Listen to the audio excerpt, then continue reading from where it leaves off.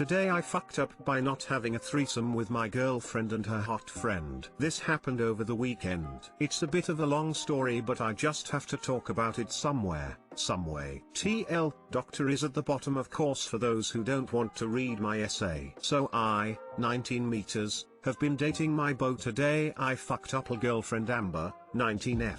Fake names obviously, for 3 years. We are in our second year of college. We have a great loving relationship with no complaints. She recently came out as bi to me, of course this is okay, and said if the opportunity arose, she would be open to a threesome with me and another girl. At the time I just kinda wrote it off, like that would ever happen, right? I sort of half agreed who wouldn't, but the tone of the conversation was not overly serious, and that was the end of that. Now Amber has a friend Tina, 19F, who we have both known since high school and gotten fairly close with in college. Tina and Amber live with 2 other girls and 2 guys, both of whom are gay, but I'm not sure how relevant that is, in a house located on their college campus, which is about an hour drive from my house, which I'm staying at for COVID reasons. This means that I visit them pretty much any chance I get. We're all a nice friend group together. I get along with all of them, and they all like me. Now Tina is very pretty. To most guys she would be 10/10ths,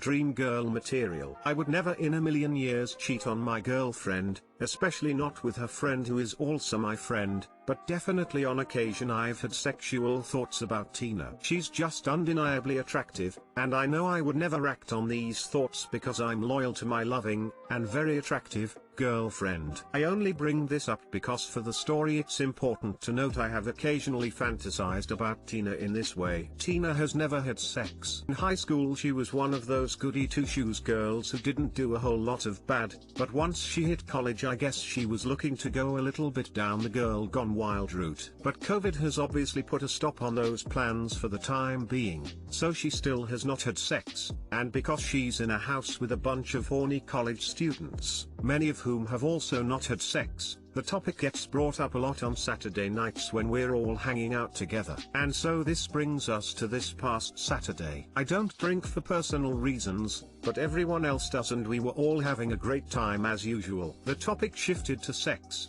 as it so often does, and we put on some party music and started playing Drinking Truth or Dare, again, with me drinking water and not getting drunk at all, which everyone was fine with. The atmosphere must have been just right that evening because the air started to get a little hot and heavy. People were getting dared to take off their shirts, kiss each other, etc. It was all just dumb, drunk, innocuous fun, and no one except Amber asked me to do anything because obviously that would be crossing a line. Well, as the night went on, people got drunker, and a couple of people went to bed, so it was me, a very drunk Amber, a very drunk Tina, and 2 of Amber's housemates still awake. So it was Tina's turn, and she asked Amber truth or dare. Amber says truth. Tina asks if she would ever want a threesome. Amber says yes, but only if it was a guy and a girl. Tina agrees, and they start talking with each other about their ideal threesome. It's a fun conversation, and I should note Amber was already in her bra from the game, which turned much sexier once they started dancing with each other to the music. They were obviously both pretty horny and pretty far gone at this point, but I was enjoying watching them because it looked like they were having fun. Then Tina starts touching me, and Amber starts touching me,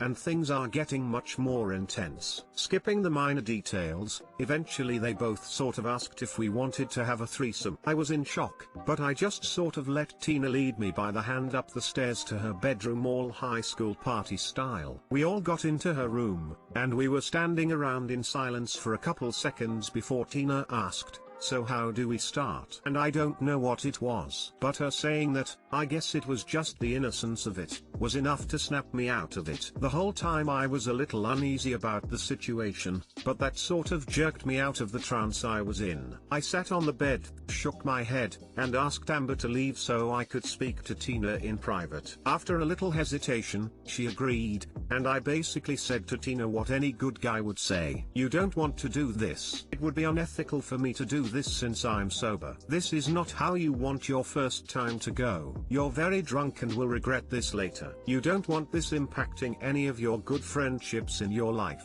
And so I managed to thoroughly squash the palpable sexiness in the room and ended up comforting a crying Tina for about 45 minutes as she explained how sorry and embarrassed and lonely she was. Eventually she fell asleep, so I put a blanket over her and left a glass of water on her nightstand. I went back down to Amber, who was, somewhat reasonably, upset. Explained to her and the other people awake that of course we didn't have sex. I just talked her out of it and now she was asleep. Everyone was relieved, and Amber seemed to move on really quickly to just enjoying the rest of the night being drunk off her ass with her friends. We eventually went to bed. When we woke up, Amber had that hungover look of what the hell happened last night. I explained to her the incident, and once she started to remember, she was so embarrassed and felt so bad. But we talked about it and all was okay. They were so drunk, and sex was on the mind, of course it meant nothing. Went outside and Tina was already awake eating cereal. She almost instantly started sobbing, but me and Amber assured her everything was okay.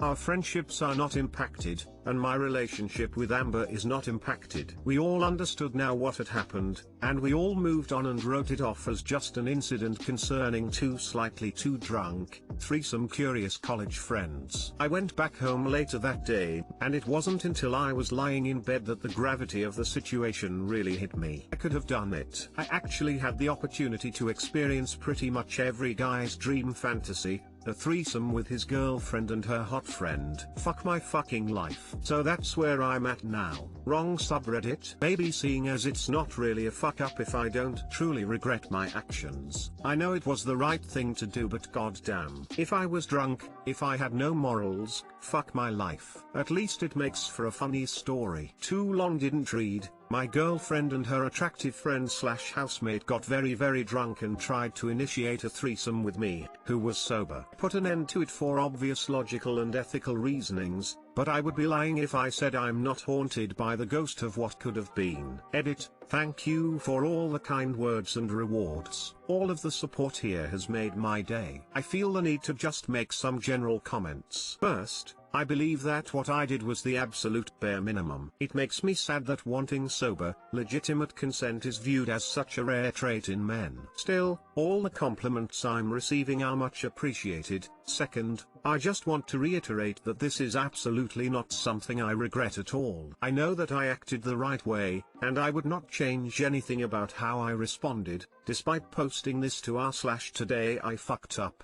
I really just posted this to make fun of myself and tell a good story. Thank you, and stay safe. My daughter was the friend in this scenario, but it played out the other way. She felt absolutely used and disgusted with herself, losing her virginity to her friend's boyfriend in a drunken loss of inhibition. You did the right thing by considering the variables in the situation. Consent is sometimes blurred when alcohol is involved, and a lot of regret can still come from something that seemed like a good idea at the time. At 19, you have plenty of ass ahead of you. Son, don't worry about that. Way to step up and do the right thing. I don't think this is a today I fucked up. I think you really did the right thing in this situation. Waiting until she's sober was the right option. If she's drunk she can't give consent. Props to you, bud. You may have some hard feelings about it, but you ultimately did the right thing. And there's always future prospects. If you and your girlfriend are openly communicating about threesomes, then it may happen at some point. Don't beat yourself up too much, man. You'll get another chance, hopefully with a sober and fully consenting third. Have a sober, honest conversation with your GF and the other girl. If they are still into it, establish any boundaries that are needed and respect them. Go slow and get a read on everyone's feelings as things unfold. If it gets weird for you, say so. You did well. And shit, don't rule out the possibility of having an everybody consented while sober threesome together with Amber and Tina someday in the future. Today I fucked up by trying to train an AI to see things and forgetting that light exists. Edit. Thanks for the ton of upvotes. I've come back and seen that this has exploded for reasons I don't understand but appreciate immensely. I'm gonna get back to your comments shortly after I cook dinners. Thanks random Reddit pals. Well, this may not be laugh your ass off funny like some of these are, but my friends with eyes thought this was hilarious. So I must first preface this story by explaining that I'm blind. I see nothing. Bats can see more than me. So I was given an opportunity to test a new app that Microsoft is developing called Orbit Camera. So the aim of the project is to teach Microsoft's AI to recognize pictures even if a blind person takes them. They have already created a ton of cool apps to help the blind, but they never could figure out pictures if the blind person was taking a picture but doesn't know how to aim the camera correctly. So they want blind people to take videos of objects in their surroundings so the AI can learn how we take pictures. So I have to do 5 training videos and 2 test videos. For the training ones, I have to take an object and place it on 5 different plain empty surfaces, then take pictures of the things. Then for the testing videos, I have to have the object amongst other things in the room so it learns to recognize the object standing alone and also being scattered amongst other objects. I was excited. This probably would be quick and easy. My husband is also doing it on his phone, and when we've both completed it we get $50 each. Oh, no problem. Everybody wins. So it's 9 p.m. I'm exhausted and I need to get the pictures in by the end of the day. So I start shooting. I took pics of a ring, a water bottle, a blanket, and a couple other things I'm not remembering at the moment. I video 4 of my 5 objects.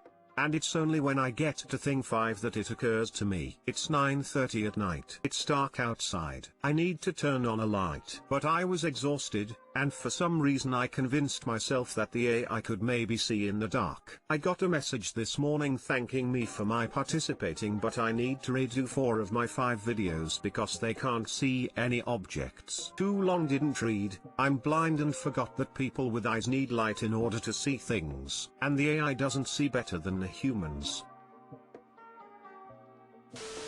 At least you didn't leave the lens cover on or have a finger in front of the lens as so many sighted people have done, including myself here. LOL. That would be a thing I would do though. Glad to know sighted people aren't perfect at it either.